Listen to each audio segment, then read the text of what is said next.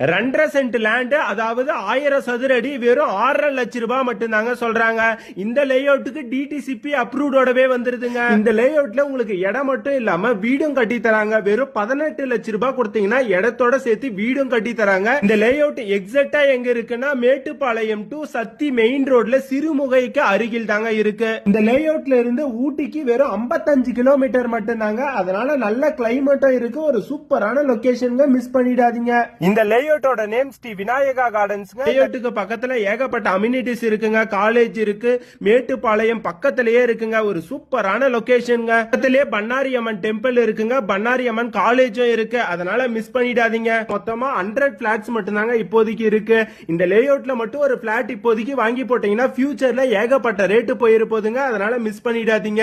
வெறும் 2.5 cent land தாங்க.